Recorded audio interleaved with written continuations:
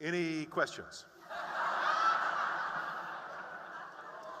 Our final speaker for what has been a great day is Dennis Prager. And I've got to tell you, it was an honor for me to meet Dennis just a few moments ago backstage, because I am a big fan of Dennis Prager. He is one of America's most respected radio talk show hosts. I hear him almost daily from home in Southern California on radio station KRLA, where he's been broadcasting in that area since 1982, and his popular radio show has become nationally syndicated since 1999.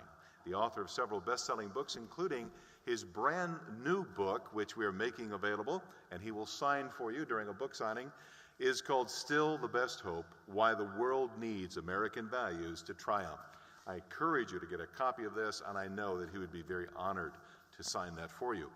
Another thing that he offers is called Prager University, which you can go to at prageruniversity.com, and he calls it the intellectual antidote on any issue. You can get 5-minute lectures on any topic, so it's a great resource that I encourage you to take advantage of. Again, that's Prager University. This man has lectured on all 7 continents, in 45 states, and in 9 of Canada's 10 provinces. He's lectured in Russia in Russian,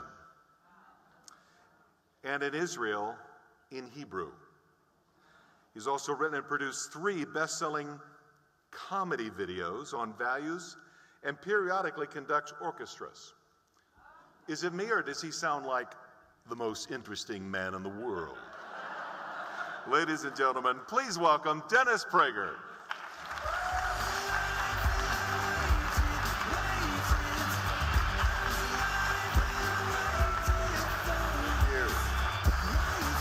Thank you very, very much. Well, I could tell who are listeners and who don't know me from Adam. It was adorable. So I have to win over those of you who are not familiar with my work, and I'm very honored, truly honored to be here this evening. Thank you for having me. I have so much to talk to you about. Thank you, Gil, for the kind words. Thank you, Tony Perkins, for all the work you do. So let me get into the issue. When Bill Clinton was running, his motto was, "It's the economy, stupid." You will all recall that. And I remember saying on the radio, no, the real issue is values. It's the values, stupid, should be our motto. And I have never felt it more strongly than this particular campaign for the presidency. This is not a criticism, but it is, I think, an important insight. It is not enough to run on the unemployment rate. The battle between left and right, and that is what this battle is about, and it should be so called. And let me make clear at the outset, there are good people on both sides, there are bad people on both sides. Unlike their side, we do not believe that everybody who is on the left is a bad person. They believe we are. There are very important reasons for that. We don't think they're bad, we think they're wrong. That's a very big difference. We all have relatives, I assume, on the left. Do you think your relatives are all bad? Well, you might. I don't want, that's I was meant to be a rhetorical question. And I always think of that. Do you know that whenever I broadcast, I am thinking of my beloved brother's family, for example, my nieces and nephews, who are all liberal, and I love every one of them, and they are wonderful people. And that always keeps my language very, very sober when I attack the left. And I believe leftism is utterly destructive. I think that whatever leftism has touched, the arts, religion, morality, education, the universities, politics, music, whatever it has touched, it has made worse. I do believe that, but here is the killer. A lot of the people who do that damage are decent people. But we have to therefore be clear there is a battle for the future and the soul of this country between left and right. It is even larger than the issue of the unemployment rate. We can't run solely on, look at how miserable it is for you materially. What if it weren't that miserable? Would we have no campaign?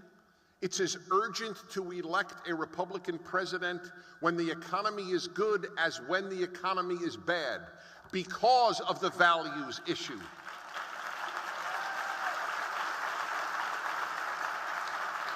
The gulf between left and right is unbridgeable. It is. People call me up very often and they will say, Dennis, you just keep saying, left and right. Come on, man, come on, be more bipartisan and so on. I said, but the difference is left and right. I am just clarifying the differences. Well-intentioned people can exist on both sides. Mean-spirited people can exist on both sides, but that's the difference. And let me make it clear what the difference is in a nutshell. We conservatives must be able to articulate American values in one sentence. If I were to ask you, who are among the most knowledgeable conservatives in America, if I were to take you aside and said, I want you to explain what conservative values are, I am sure that every one of you would be erudite and eloquent. The question is, would you be able to summarize it in a sentence? And it has to be summarizable. They summarize their views in a sentence: compassion. We are compassionate, they are not. We are tolerant, they are not. Right? We are, as I have coined it, six-herb: sexist, intolerant, xenophobic, homophobic, Islamophobic, racist, and bigoted. No, we are. Whatever the issue. Let me just go on a sidebar for a moment. What drives me absolutely crazy. Listen to what one has to deal with when one deals with the left. If we criticize President Obama, we conservatives, we are being racist, correct? That's what we're said all the time. So the left had to confront real cognitive dissonance. How was it that the very same people who are most conservative and most critical of President Obama were the biggest fans of Herman Cain? How do you explain that? Now, that, folks, is a tough one for the left to deal with. But they had an answer.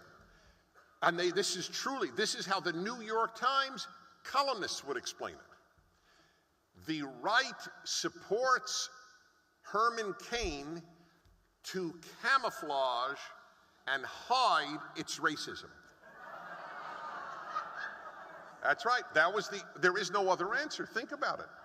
If we are racist, why did we support first and foremost a black Republican?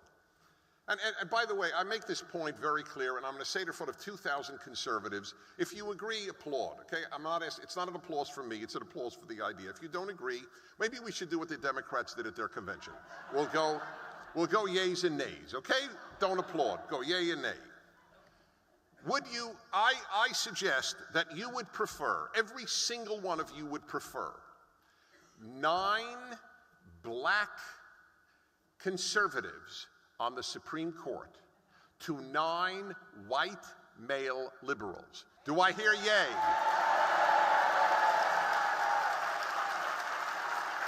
Okay. If you don't agree, may I hear a nay? One nay, not one nay out of 2,000 people? Of course it's true. It's one of the great lies about the racism of the right. It is an enormous lie. Let me tell you something, and I document it in my book. It's taken me a lifetime to figure out and document. Do you know the single greatest reason for the success of the left? It's a very important question, and I'll bet if you thought you might, but I'll tell you what it is. They're genius at demonizing the right. That is the reason. I know it from my own self. I know it. I grew up, I am the quintessential Democrat. Liberal, Jew, New York, Columbia University graduate school. It is like redundant to say that I was liberal. New York Jewish intellectual, taught at Brooklyn College, my God, and a conservative. And I remember, I was a Democrat until the 80s, and I remember it wasn't because I agreed with the Democrats. It was interesting. I now analyze why. It is because I had been taught, not by my parents, but by the world in which I lived, and I'll never forget it, is one of the first books I ever owned, Danger on the Right. Many people call my show, because I'm very, very steeped in Jewish life. I've written 2 of my 5 books are on Judaism. One is the most widely used English language introduction to Judaism. I'm conducting High Holy Day services in Los Angeles for the 5th year in a row this year. And I am a columnist for the Jewish Journal of Los Angeles. I taught Jewish history on the college level. I'm very steeped in Jewish life. And people ask me, how come Jews vote liberal so much? Jews live conservative lives. You know what I tell my relatives, and I never argue with them, and let me just say to this, by the way, as a side issue for you, I don't think it's worth arguing with relatives on politics. I'm very, very serious. What we call shalom bayit, peace in the house, is more important than even winning a political argument. So I just want to say it's a good idea to follow, and that's what I do. The only thing I ever say if I'm really pushed, and they don't push me, they're wonderful, but if I'm ever pushed, I say, why don't you preach what you practice? So many liberals lead utterly conservative lives, but they don't make the same demands on others.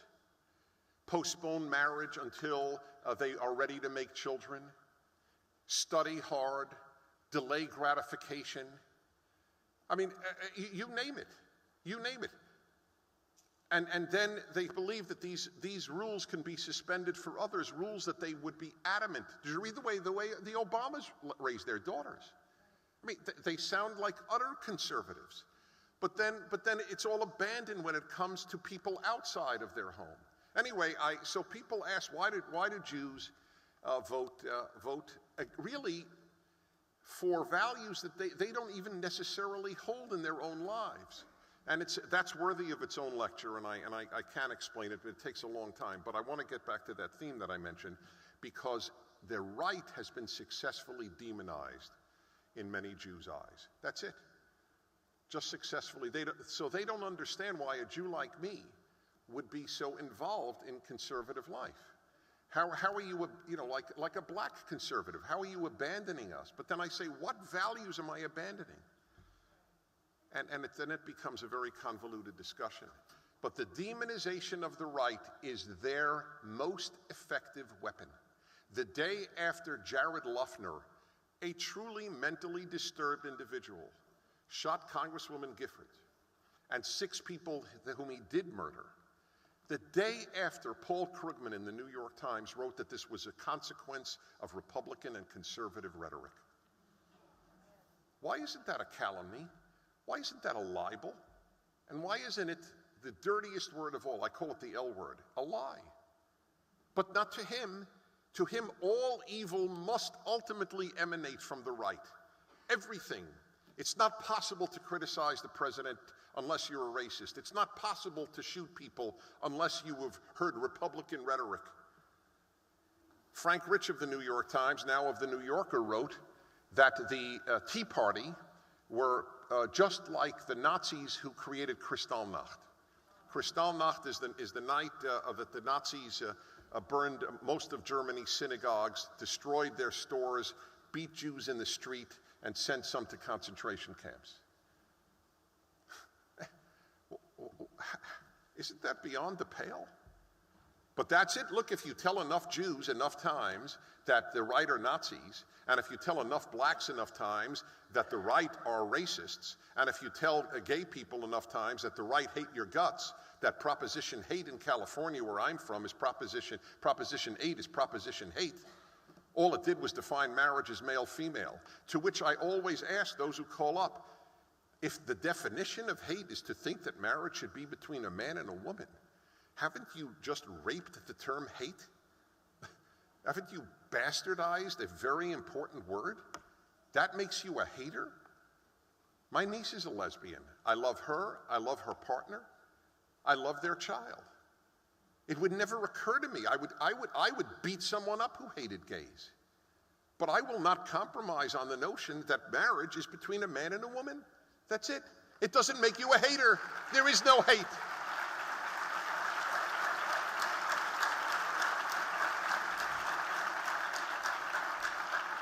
So there is a values battle, and let me put it, remember back to my question, what would you say conservatism stands for? And I'll tell you how I put it, and it took me a lifetime to figure this out. What are, and I believe conservative values are American values. It doesn't make you un-American or unpatriotic if you don't hold these values, okay? I always have to say that. It's a boilerplate that I need to add. What are American values? And one night, and so help me God, this is how it happened. One night, emptying my pants, getting ready to go to bed, I put the coins on my sink, stared at them, and I had an epiphany. For all of my life, all of my parents' life, all of their grandparents' lives, and going back for well over 100 years in America, almost to its beginning, we have had three ideas on every coin and on every bill. That is what I call the American Trinity. Liberty, in God we trust, e pluribus unum. There is no other country in the history of the world that has offered those three as its central values. None today and none historically. That is what we stand for. And here is, if I were running for president or if I were running for anything that had to do with national significance, this is what I would say. The left is in total contradistinction to each of those three values. This is the civil war we are engaged in American life today.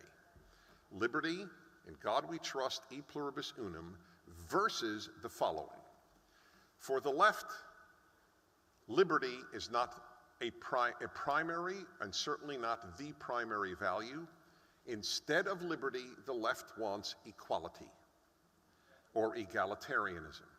And they are willing and desirous of suppressing liberty in the name of equality.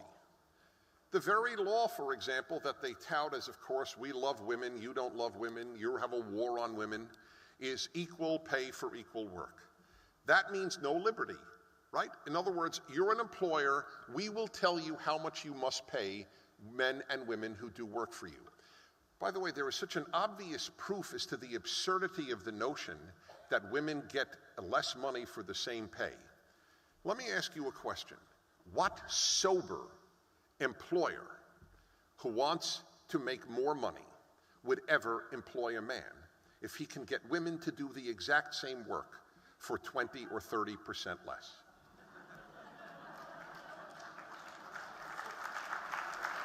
Right? No, I would like to know, and I've asked this to my liberal callers, and there's a humming and a, well, I'm not sure, well, you know, come on, that's not the point. Of course it's the point. It means that it's not true. Who would hire anybody who did the exact same work and the exact same quality for 30% more? Who cares? Who cares? I would hire a robot who could do it at a lesser salary. But equal pay for equal work in Norway and now throughout the European Union, the rule has become that on large companies, the boards of directors, half of the boards must be female. This is equality over liberty. New York City, well, it's not an issue of liberty, it's not an issue of equality over liberty, but it's an issue of there's always something over liberty. Not just equality. Health is over liberty. You cannot order a soda with more than 16 ounces. So I have a response to that, okay? And here it is. I happen to think it's absurd to drink regular soda, okay? Unless you're truly thin, I think you want to choose your calories. Eat cheesecake. That's my view, all right? I think it's a waste when you can have diet soda. I admit it doesn't taste as good, but after 20, 30 years, you get used to it. So, all right, that's fine. But here is my response to that. I prefer fat, free people to skinny, unfree people. That is my response.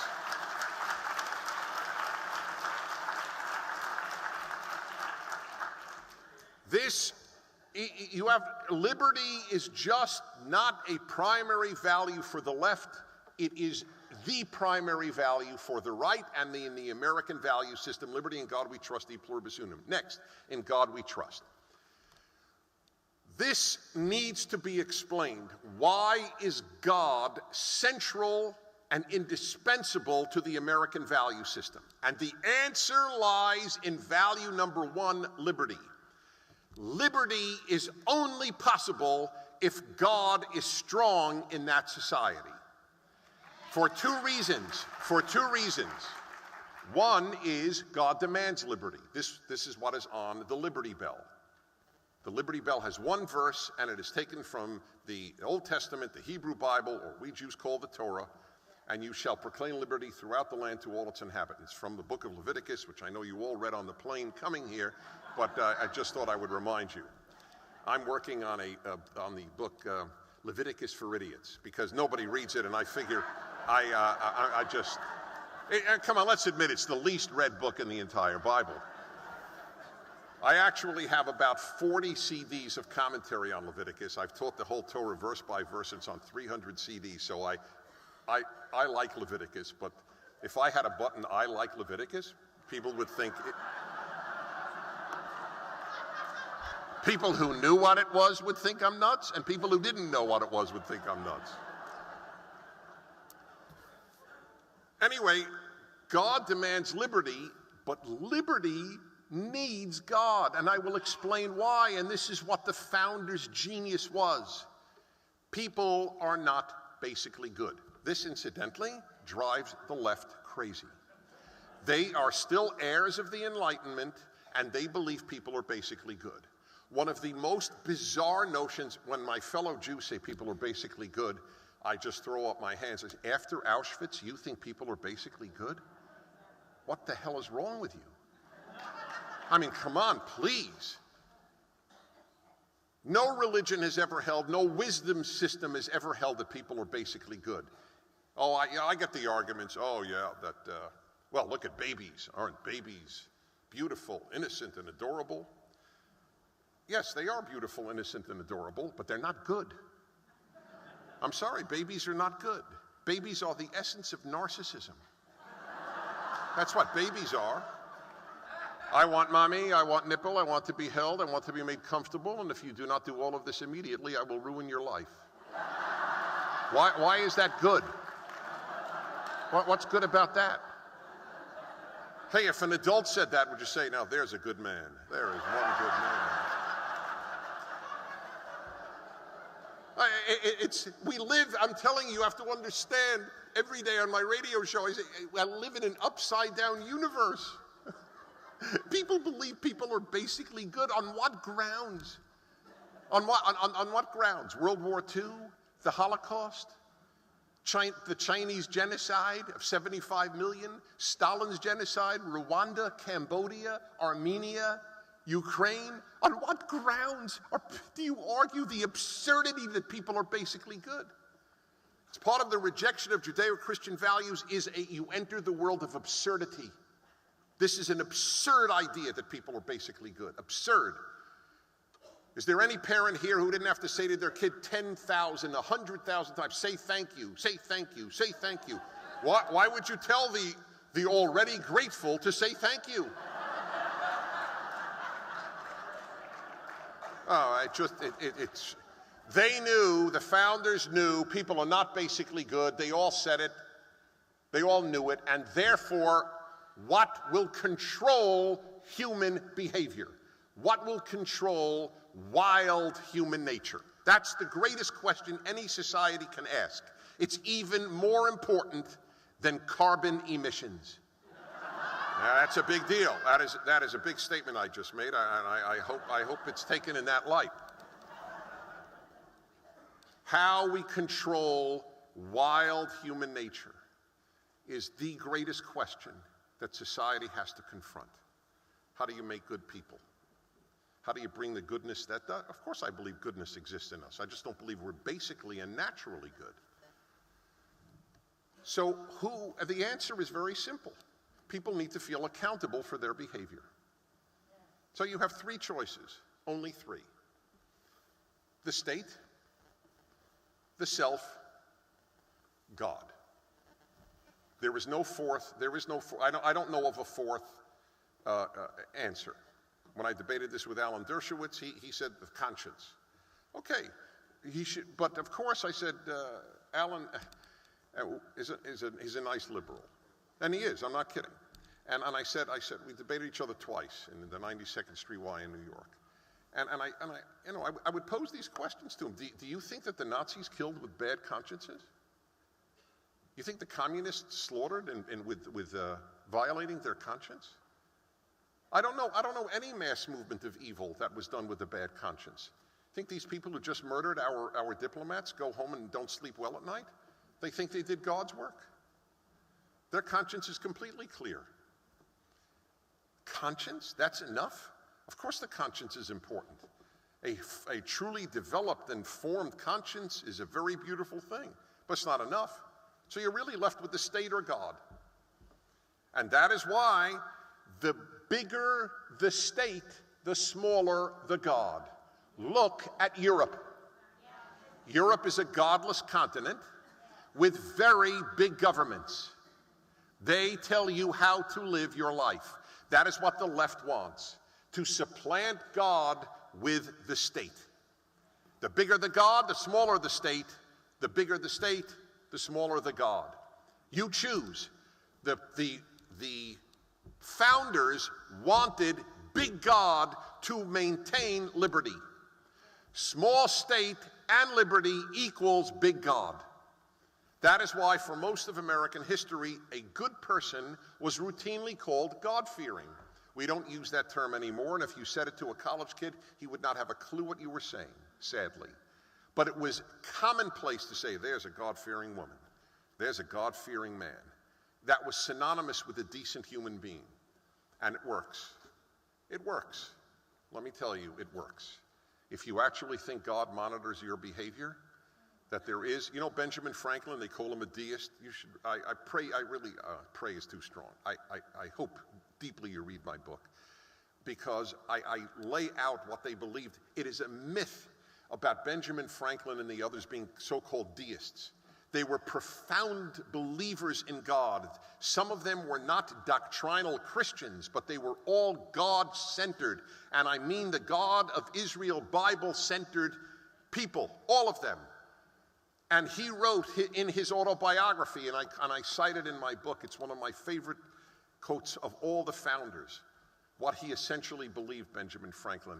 And one of them was in an afterlife where people are judged for good or for ill.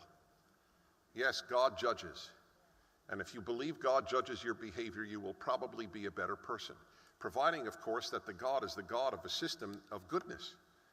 Now, the God that the Islamist terrorist believes in is not the same God we believe in, so I'm not challenged by the problem. But the God who said, love your neighbor as yourself, also Leviticus. I'm going to convert you into Leviticus lovers tonight. That God is the God that you and I worship. And look at the country that the people who believe in that God and believe that that God demands moral behavior and that you are accountable to that God, look at what we have created. Liberty demands God. People say, I get this all the time. I love when college kids call in, oh, come on, you don't need God, you don't need religion to have a good country. So here's a question I love to pose. I posed it to the late Christopher Hitchens. He thinks he answered me well, so he wrote about my asking him this on my radio show in his autobiography, but he got my question wrong. And so I wrote a whole essay on why Christopher Hitchens didn't repeat my question accurately. This is, and I have it on tape, this is what I asked Christopher Hitchens, who believed that religion is nonsense and so on.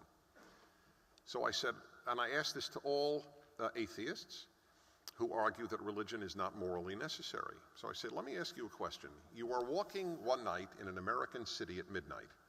You've rented a car which is broken down, and you are in an area you have no idea whether it's safe or not. All of a sudden, out of the dark, you see 10 men walking toward you. Here is my question. Would you or would you not be relieved to find out that they had just attended a Bible class?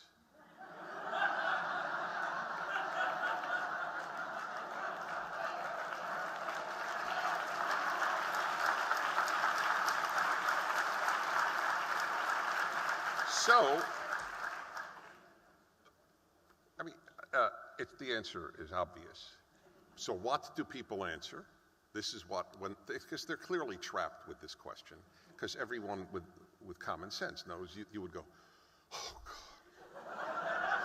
Thank God, or thank my lucky stars, or whatever you might say. So I get this answer. Well, Dennis, wouldn't you be relieved to know? See, I actually read my emails, and I love those who differ with me, because then I can hone my arguments even better if I hear the opposite. So this is the opposition to that. Well, Dennis, wouldn't you be relieved to know that these 10 men had just come from a physics class? To which my answer is yes, I would. But in real life, that's not what 10 men in the inner city or any bad part of the country are going to be attending. It's either Bible class or something bad, not Bible class or physics class. It's so of course it makes people better. How about this? Religious Americans give more charity and volunteer more time than secular Americans. Conservative Americans give more time and more charity than liberal Americans. Americans give more time and more charity than Europeans. And you know why? 2 reasons. One, they think God wants them to, and because they don't believe the state should, they should.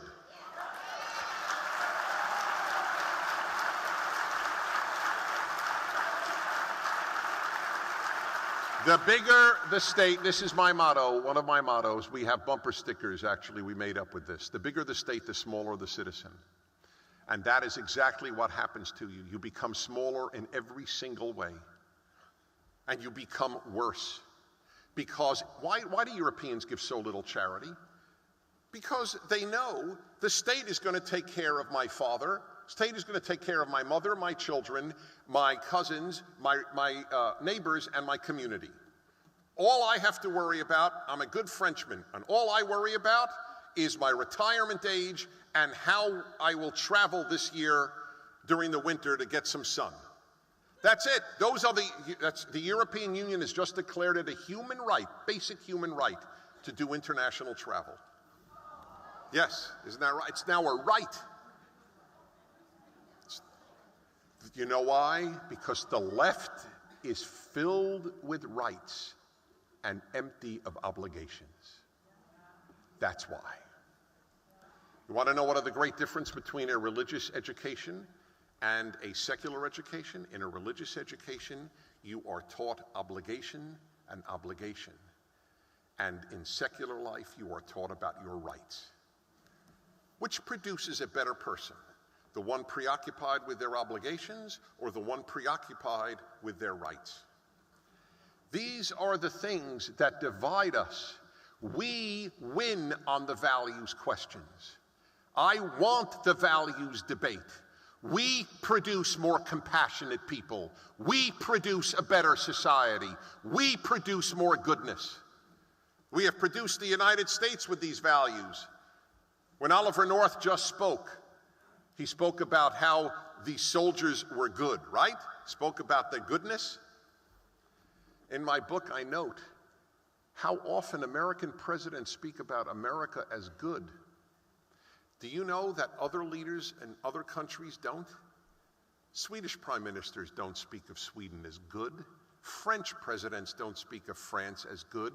They speak of France as great. But great and good are not the same thing. We're the only country whose leaders talk about the goodness of their society, and for very good reason. And finally, e pluribus unum. We have produced from anyone the most accepting of others society, the least xenophobic, the least racist society in human history. Let me read to you a quote. With 1 week to go to hand in my book to HarperCollins, I got this from TV. On Fox News, Mikhail Saakashvili, the president of the Republic of Georgia, said the following. The other day, I was in a small company, and there were Asians, Koreans, Middle Easterners, some other people, and they had been in America for like 2, 3, 4 years, and they talk American, they look American, body language is American. I'm sure they already think American. Go to Korea and become Korean in 1 or 2 years' time. Good luck with that. That's so special about this country. You become an American overnight. You can have an accent. You could be of any ethnicity, any nationality, any religion. The governor of South Carolina is a Republican who is the daughter of Sikh Indian parents. And South Carolina is supposed to be backwards and conservative, therefore bigoted. You think anybody cares? The Republican governor of Louisiana is Indian. Nobody cares. We don't care. We don't care. And they do. They're the ones preoccupied with race. They're the ones preoccupied with bloodlines. The scandal of a human being announcing she's 1/32nd Indian and that giving her some right to be a Harvard professor or a senator. You know who I'm talking about, Elizabeth Warren in Massachusetts. I mean, do you know, I'm sorry that I never make the comparison because it's almost always invalid. And I'm not making a comparison, I'm just telling you what it raises in me, a Jew. The last time I saw so much talk about 1/32nd anything was under the Nazi regime. They were the ones, well, you got 1/16th Jew, hey, you got this, oh, it's disgusting talk, but it's called progressive. Harvard Law School was proud to announce it had an American Indian on its faculty because somebody claimed 1/32nd Indian. If it's true, it's ridiculous, and if it's not true, which it probably isn't, her claim to this claim is, I have high cheekbones.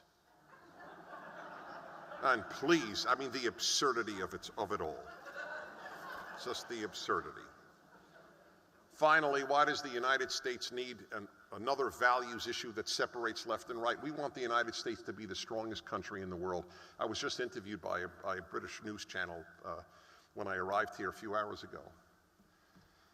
And they said, and I spoke about this, and they said, oh, you want America to be the strongest country in the world? Why is that? Because if America's the strongest country in the world, we have a better chance at a world of less cruelty. That's why.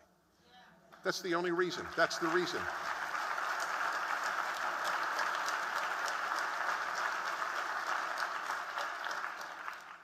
Because as I say to my listeners and my callers all the time, the greatest contributors to world peace have been the Marine Corps, not the Peace Corps. And that's the truth. A strong America is a better world, is a kinder world. It's as simple as that. We don't want to own anybody. We want others to be free. I am proud of that fact. This is a good country. It will not stay good if the government gets big and big and big. People get worse that way. It will not stay good if we are weaker and let the United Nations or communist China decide the fate of nations. Goodness depends on a strong America affirming America's values. For as I say in my book, and with which I conclude, evil is normal. America is an aberration. Thank you very, very much.